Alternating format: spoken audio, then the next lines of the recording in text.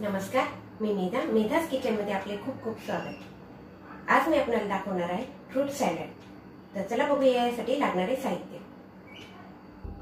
यासाठी आपल्याकडे जे फ्रूट्स अवेलेबल असतील ते आपण घ्यायचे। मी इथे मस्क मेलन घेतलेला आहे, म्हणजे खरबूज, चिक्कू, आंबा, सफरचंद, संत्री आणि डाळिंब।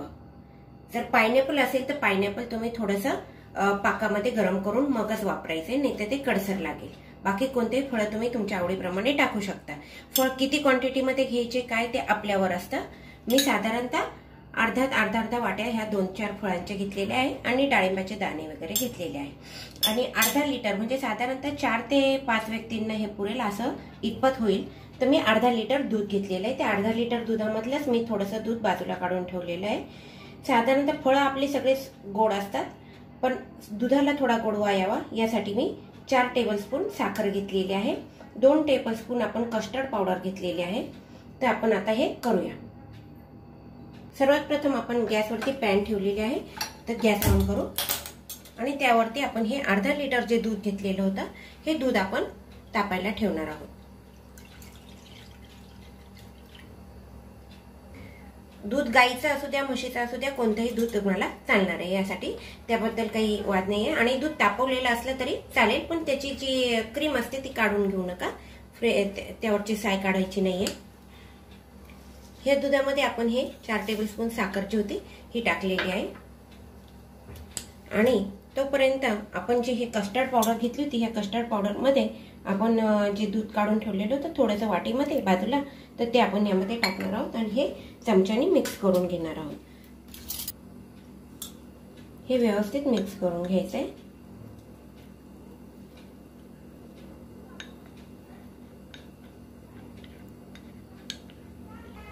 आपलं दूध तापतंय, दूध तापतानाच त्याबरोबरच साखर विरघळून जाणार आहे, तर तोपर्यंत आपण हे दूध हलवायचं आहे, व्यवस्थित स्टिर करायचं।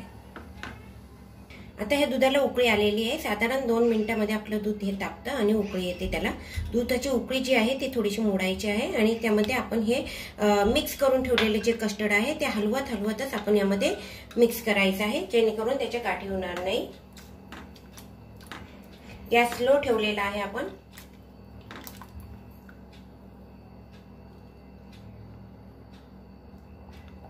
कस्टर्ड पावडर मध्ये पण फ्लेवर येतात, मँगो, पायनॅपल, प्लेन सुद्धा येतात। तुम्हाला जो फ्लेवर आवडेल तो फ्लेवरचा तुम्ही कस्टर्ड पावडर आणू शकता।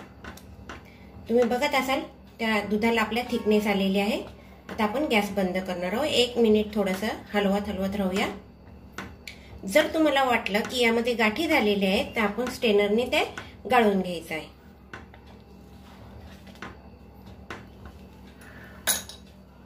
मिनिट पूर्ण झालाय, आता आपण गॅस बंद करू आणि हे सारखं हलवत राहायचंय, म्हणजे ते नॉर्मल टेम्परेचरला येणार आहे। जर साखरेचं प्रमाण तुम्हाला वाढवायचं असेल तर तुम्ही वाढवू शकता, तुमच्या आवडीप्रमाणे तुम्ही साखर कमी जास्त करू शकता। 5 मिनिट आपण हे हलवलं म्हणजे ते चांगलं नॉर्मल टेम्परेचरला येईल। त्यानंतर आपण हे स्ट्रेनर मधनं काढून घेणार आहोत।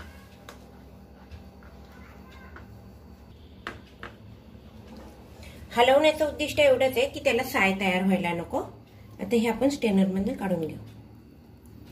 जर तुम्हाला वाटत असेल की तुमच्या याच्यात गाठी झालेल्या नाहीये तर स्ट्रेनर मधनं काढायची गरज नाहीये, पण हे मी मुद्दाम तुम्हाला दाखवलेलं आहे। माझ्या याच्यात सुद्धा काही गाठी तयार झालेल्या नाहीये। हे बघा, ह्या पद्धतीने आपले हे स्ट्रेनर मधनं काढून घेतलेलं आहे आपण छानपैकी। आता आपण यामध्ये सगळे एक फळ जे आहे आपले हे सगळे मिक्स करणार आहोत।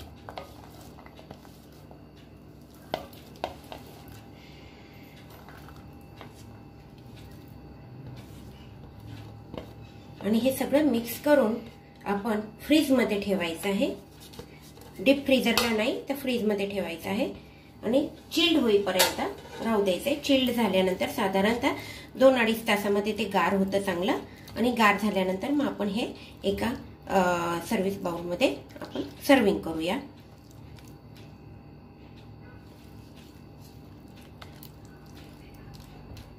आईस्क्रीमच्या ज्या वाट्या असतात त्यामध्ये जरी दिलं तरी चालेल।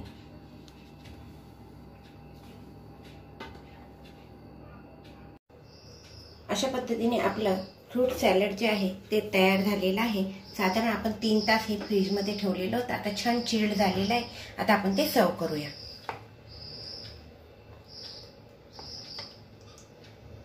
सर्व करताना सगळी फळं येतील त्यामध्ये अशा पद्धतीने सर्व करायचं आहे।